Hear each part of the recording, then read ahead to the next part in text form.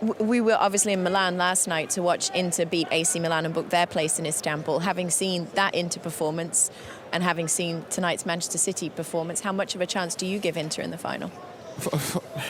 It's a final. I've seen this team. No disrespect, and it was the greatest final I've seen in Istanbul. Actually, they had no right to win that.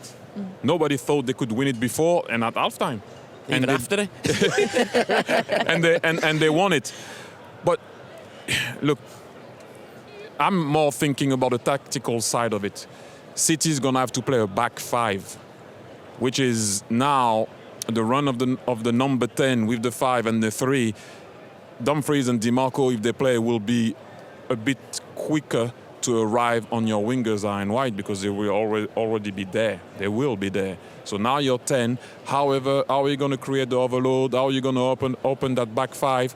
It's easier in bracket to kill a back 4 with how City plays. But Pep might come with something.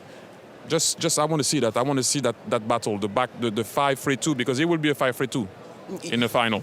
Because City will have the ball. You'll be down low.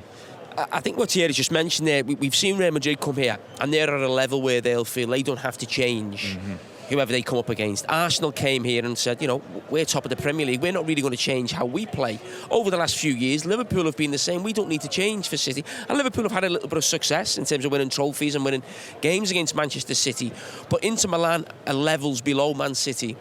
So I don't think they can go and say, we're just going to play our game. I think they have to play a game of, we're going to try and nullify City. We're going to try and annoy them. We're going to try and bring them down a level. We're trying to maybe get into the heads, maybe use the dark arts as we talk, you know, maybe wasting time, diving, cards. I'm not advocating that, but I'm just thinking that's the only way I can see Inter Milan winning the game. I don't think they can just win by playing their game and just think it doesn't matter who we play, because a lot of football now, the way the game's evolved, is that there's this feeling that more often than not, you play your game. You don't worry about the opposition too much. You have a set way of playing, home and away. And that started, I feel, with Pep Guardiola.